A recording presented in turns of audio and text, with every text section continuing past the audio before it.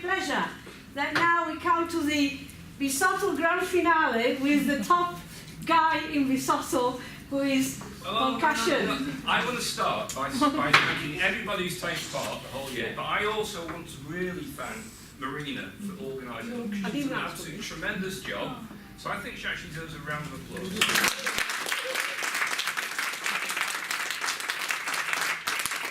She's given the brief of taking the old Dell pill and spreading it across the whole faculty, and she's done it.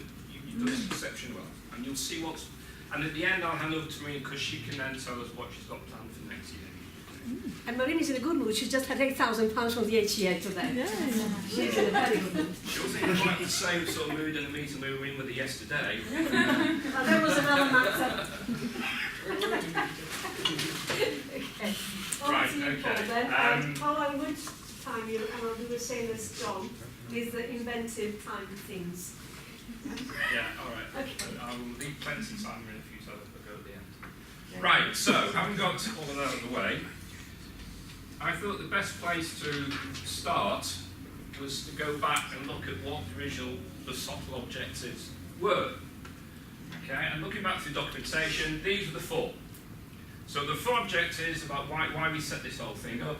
First of all, it's about spreading practice across the faculty, breaking down silos, raising profile of learning and teaching, providing a supporting environment for early career researchers, getting the faculty to talk to yourself and learn from itself.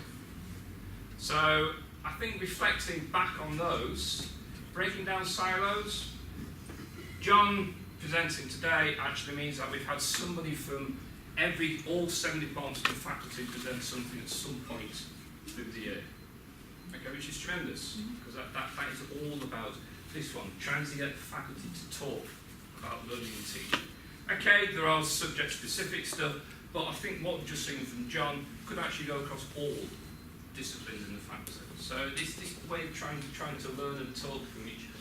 Raising the profile, this was part of a whole range of things about raising the profile of learning and teaching, with digital literacy champions, with faculty teaching fellow, all sorts of things we're trying to do just to emphasise the point that there's a massive research agenda in university, which is well and correct, and that's how it should be, but at the end of the day, learning and teaching will always be where most of our income and source of income actually comes from. Okay, I'll say a little bit more about that later on. We've done some of this. I'll say a little bit more about pedagogical research later on as well. I'm not sure we do these sessions, people listen, people say that's interesting, and what I can't quite gauge then is how much people then take away and start talking about this outside these sessions. So I think, on the whole, it's been successful, and we will develop it further.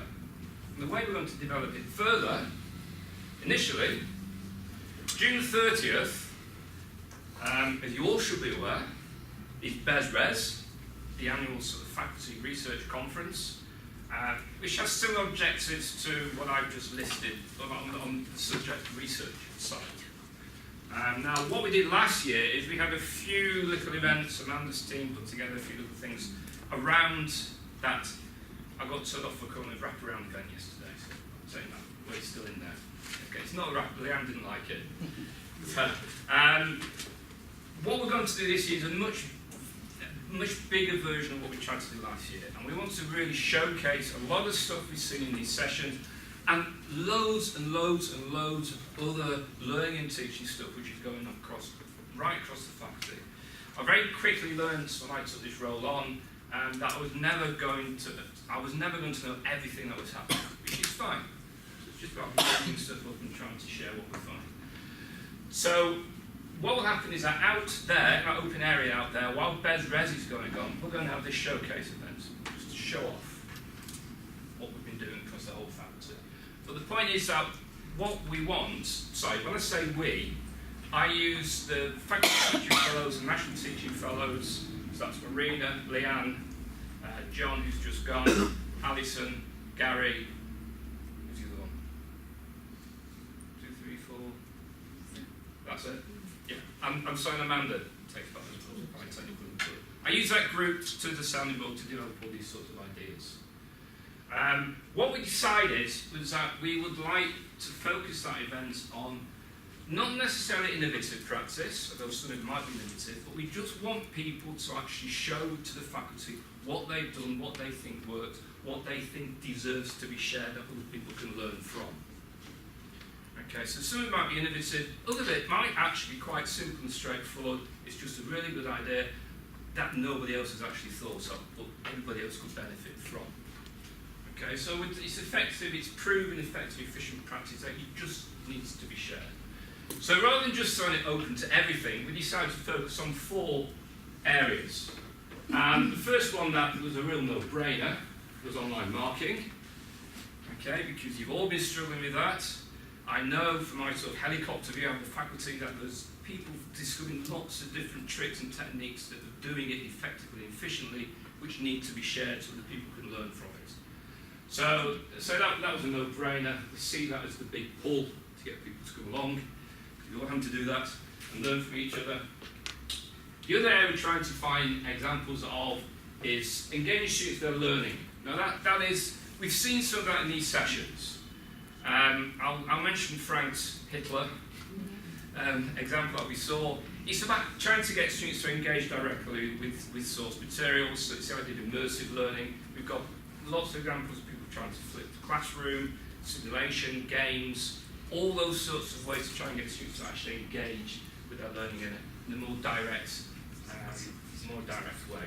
The third area is cross-cultural learning, and we see lots of those. It's oil projects plus other stuff. We've seen lots of those in these sessions, but we need to put them all together and show them to everybody so we can all see what is going on. And there's some excellent stuff going on there. And then again, something we've seen today from John, alternative assessment methods. So the way this is going to work is that each of the National Teaching Fellows, Faculty Teaching Fellows, we've actually divvied these areas up between ourselves, and they're all taking responsibility for one of these 4 areas. So we're going to collect data in different ways, but what I'm keen is that it's not just a one, look, here we are, goodbye, July the 1st, everyone forgets. We want takeaways. Okay, so Alison and Gary are coordinating this one, and actually going to collect data on templates which people can actually take away with them. So all these wonderful stuff like we've just seen, people can actually take it away, clearly named who to go and talk to, who want to follow it up. Okay, so it's partly about showing up what we're doing, it's partly about that objective, trying to get the faculty to talk to each other, to get people out of their silos. You know, we've got some very big departments, Aoife and Sam, and all, 70 plus in those departments. So even within departments, we've got silos. Okay, so that's what it's about. Of course, sort of papers. Why did you do that? Time's up. Sorry? Time's up. Time's up. Not quite. Also, there's other things we've been seeing here. BESS-RES. There was still, you can still put papers into the normal track papers sequence. So don't feel precluded from that. Right. 2 of the things I want to talk about.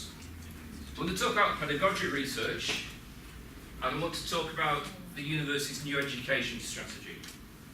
Okay, which I'll talk about very briefly. It's not directly related to what we do here, but you see how I've made the connection in. Now, a few weeks ago now, I presented a paper to the heads meeting. Were you there? You were there, Sheena, weren't you? I was. Yeah. Frank? No, you were Mary. About pedagogic research within the faculty.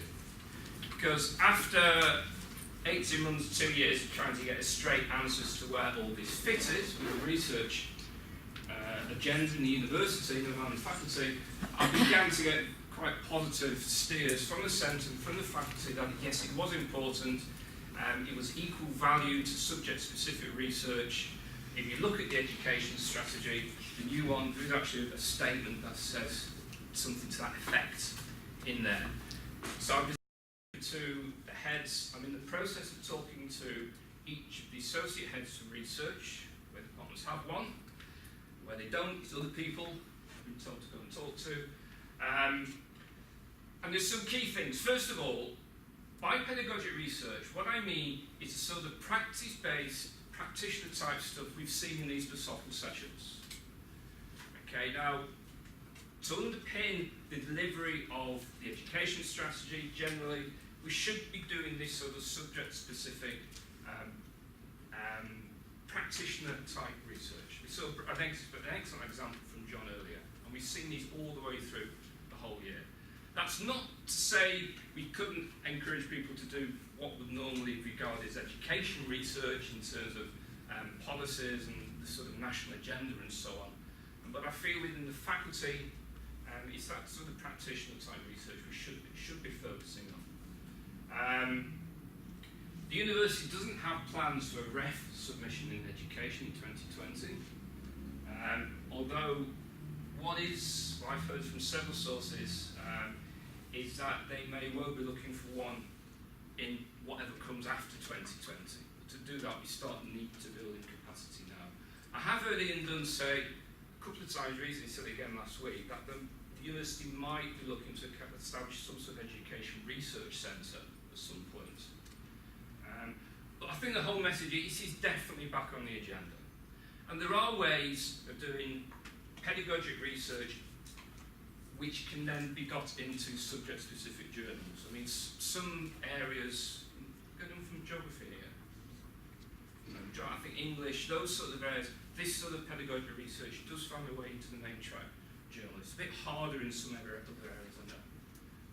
But it's very much on the agenda. I've been talking to departments. I'm trying to identify 3 groups of people. First of all, those people who have done proper journal potential research, like we've just seen from John. Okay, he's done his literature review there. He's gone off with a research design. He's tried to do some evaluation. Okay, that begins to look to me like something he could work up to a journal article. Second type, and again we've seen some of these through the year, is people doing very interesting stuff and then presenting what they're doing in class as a show and tell. That is absolutely fine, that is great, but that's a start. I think that's sort of the group of people need pushing on them to actually go to what John has done, go back to the literature, think about evaluation, etc., etc. Looking at impact. The third group of people I'm talking to associate heads about is people who haven't got doctorates, who might want to actually do education doctorates, practice-based doctorates. And we've got, that's what I did. There were a number of people in the faculty at various stages going through, and I know there were quite a few people thinking about it. Okay, so I'm trying to identify these 3 groups again, because those 3 different groups all need different types of support. Once I've got an idea of numbers, we can begin to think how we might support that process. And the BESSoTL seminars is part of all of that. So you're interested, talk to your associate heads, or whoever looks after research or departments. They'll probably be coming to you anyway. So that is really positive in terms of this whole agenda, okay, which wasn't clear 6 months ago, but is now quite clear. Part of a balanced approach to developing research across the faculty. Right. Well, I'm conscious of the fact we've also got another talk next door in 5 minutes. In 10 Right. minutes. Very, very quickly, if you're not aware of this, this is just a heads up. There is a new education strategy. There's a very thick document. There's also one side of A4 summary that sets out this for the university going forward to 2015-2021. It talks about 6 pillars of transformative learning. This is the buzzword at the moment. Transformative. Everything is transformative. If you look at the 6 pillars, what you will find is that it's very much based on what the education, or sorry, the learning teaching strategy we have now. It develops the themes in there further. There's a few more interesting ones on there, like community service and things like this, community engagement. What those 6 pillars are about is course teams, and they're presented as a support to pedagogical approaches that need to be developed by course teams. So the focus is very much on courses. Okay? Everything needs to be course driven. So you start with your course learning objectives and work back. At the moment we tend to still be very modular based, with a very strong steer here it's about courses. What I started to work on in the last week, literally, is some sort of pedagogical framework for BESS, okay, which pulls together a lot of stuff which has been going on in the last 2 or 3 years, if not longer, and tries to provide some sort of underpinning that we can use to develop these different approaches to actually implement the 6 pillars of the transformable learning and the education strategy. So the link to this group here is the idea of having some sort of underlying pedagogical framework, which you'll hear more of once I've talk to various people. I'll take the approach, I will consult groups of people, and I will tell other groups of people what we've done. Okay? Quite a good way to work. You will be consulted, other people will be told. That's it. That's all I want to say. So thank you all. Do you want to very quickly talk about... Yes, back to you first. I know I'm conscious of the fact that half of us are going to hear Elwyn and Holly next door. Just want to thank you, everybody's been so supportive of all this. And I also want to say, I know we have a lot of people organising a lot of things. I was just thinking, I'm looking at the faculty calendar. If anybody in departments organises things, let's try and avoid BESSoTL and yours. You know, if you tell me what your dates are in the rec, I'll try and avoid. So try and enable people to come. And now that Kevin has given me the faculty calendar, I'm going to try and avoid all the faculty boards, which instead seem to be, they've been moved 1 to 2. They didn't used to be. So sorry for that. Second thing I want to say is that I've learned quite a few things. I really found John's today very interesting. I found, I don't want to name and shame, but Frank's was really inspiring as well. And he's here, and of course I heard, quite a lot of all interesting things. And what I also want to say, I'm still sensing that there is a certain reticence in submitting the papers. There's those 2,000 words. Don't worry, because I'll help. So I will sit down with you. And I'm doing this with a member of staff already. I'll sit down with you, I'll look at it. If you don't get upset, I'm going to change it completely like my editors do to my journal articles, because that's what happens. And you just remember that it's not a problem if it's not in a decent format. I mean, I find a lot of people are very scared of submitting these 2,000 words. Don't be scared. We just do confidential something, and I don't know, with some of you, the first one which went out, I had it, you submitted to me in October, I think, Alison. And it's just come out. So it takes a while. Yes? It takes a while, and we have 2 editors now. Elwyn is helping as well. But, don't worry, because it's also a stepping stone. And once you've done it for conference, because I want to do BESSoTL proceedings, which I'm hoping to put in a proper bound, ISBN version. So give to me what you have ready. I have 3 coming now, so do that. The other thing I want to say, we have you asked for Rayland, we had the meeting, and you said, can we have Rayland on threshold concepts? And Steve Galliford has kindly agreed to have Rayland. So we have Rayland talking about threshold concepts, which cut across the whole of what we do and focus on course issues and difficult things we do. And that should be, if Ray agrees, 1 o'clock, 14th of October, day for your diary. I'm hoping to book the Amber. I'm going to make it a big thing because everybody wants to hear Rayland. So that's going to happen. The other thing is, I'm now collecting information for talks. A lot of people say, yeah, me talk. I want to talk for BESSoTL. Good. If you don't give me a title by next week, you're not going to talk for BESSoTL. So if you have a nice talk you want to say, I'm sorry, I have to be strict because the program has to go up at BESRES. I have to have my poster ready for BESRES. And I don't like to put to be confirmed in a talk. At least even a provisional title will do. So if you want to talk for BESSoTL, submit to me as soon as possible. Mind you, you've got a week. I'm in Turkey with 32 students next week because I'm a kamikaze and a masochist. But just submit to me, and week after next I will look at the submissions and sort out the final program. If you've spoken already, don't worry, you can speak again. Subject to availability of slots. Final thing I want to say, thank Paul, because without Paul we wouldn't have the lunch. And of course, Paul thanked me. That's good to be known. No, I mean, the beauty of the lunch with Paul is that I don't have to fill in 6,000 pieces of paper. It's so beautiful. I just phoned counter and said, get me the chicken sticks. So it's such a relief. Because now, you see, I'm going to Turkey next week, and they promised me a cash advance, which I can only get next week. I'm in Turkey next week. So anyway. So can I just say as well, next year, because I've just been given this money as well, I'm doing something interesting which you might want to consider as well. Just a little thought, final thought with you, Innovative Easy. I'm using MOOCs and I blend the MOOCs into my course at master's level. So there are relevant MOOCs for topics I teach. What I ask the students to do is do the MOOC while we do the same topic. For example, task-based language learning, which is now being run by the University of Southampton on Future Learn. So as an interesting idea where you have the open resource which links to you, and then you can ask the students to reflect on how they learn on the MOOC and they learn with you, the topics they like, the topics they don't like. I mean, I know a colleague of mine, Mike, is not here, but he's doing one on particle physics just because he likes to do anything new. But there are relevant, there are MOOCs relevant to all of your topics. And and because of that, that's how I got my £8,000. Because I've just tried this out. I'm getting interesting results from staff and students. And I thought, right, I'll write to the HEA, will you give me some money? And they have. So, if you've got a little new idea, and this is easy. I don't even go to the MLL, I just did it, and it works, and it's interesting. So, it's just an idea like that which came. So if you have any interesting ideas, try them out, and always ask the HEA if they've got money, because now, I've been told by Phil, who used to work for them, they've got loads of money they haven't spent this year. And they're desperate to give the money away. So, try them out and see if they've got some money for you. Okay, thanks everybody. We need to move next door.